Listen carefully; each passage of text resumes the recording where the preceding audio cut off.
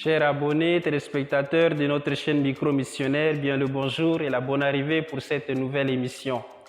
Nous vous invitons à partager, à aimer ce que nous faisons pour ne pas manquer de l'actualité de toute l'Église Famille de Dieu qui est au Tchad et de manière particulière l'Église Famille de Dieu qui est en N'Djamena.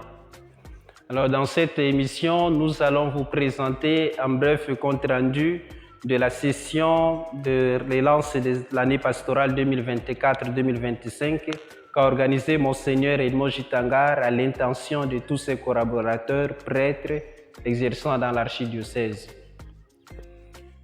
Dans le souci d'organiser la vie de l'archidiocèse, leur donner des orientations pour la nouvelle année pastorale 2024-2025 et leur rappeler leurs obligations en tant que prêtres et pasteurs du peuple de Dieu, l'archevêque métropolitain de N'Djamena, Monseigneur Edmond Jitangar, a convié ses collaborateurs, curés, vicaires et administrateurs à une session de lancement de l'année pastorale.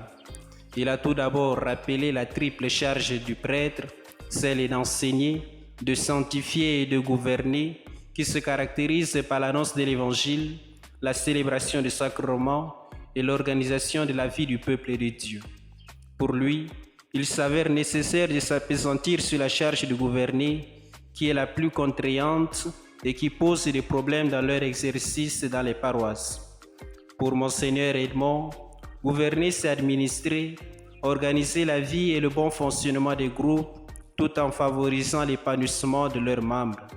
C'est ainsi qu'il invite ses collaborateurs à se référer aux textes normatifs, qui sont entre autres les textes de l'Église universelle, qui sont contenus dans le droit canon, la norme même de toute l'Église catholique, et les textes de l'Église locale ou l'Église particulière, qui consistent en lettres, orientations et décisions pastorales ou décrets. Ils constituent le droit particulier. Aussi, la communion ecclésiale universelle se manifeste-t-elle dans la complémentarité de ces deux textes, et l'application des textes du droit particulier est un signe de communion de l'Église diocésaine, a conclu Monseigneur Edmond. Il a enfin remercié tous ses collaborateurs et prêtres participant à cette session de relance de l'année pastorale.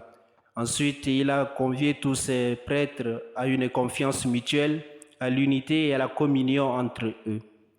Chers spectateurs et spectatrices, nous vous disons merci d'avoir été à notre écoute et nous vous demandons de prier beaucoup pour vos prêtres, pour vos pasteurs, afin qu'ils soient vraiment le sel de la terre et la lumière vraiment dans le monde et qu'ils puissent aussi avoir un cœur bon pour pouvoir gouverner le peuple de Dieu. Merci et à la prochaine.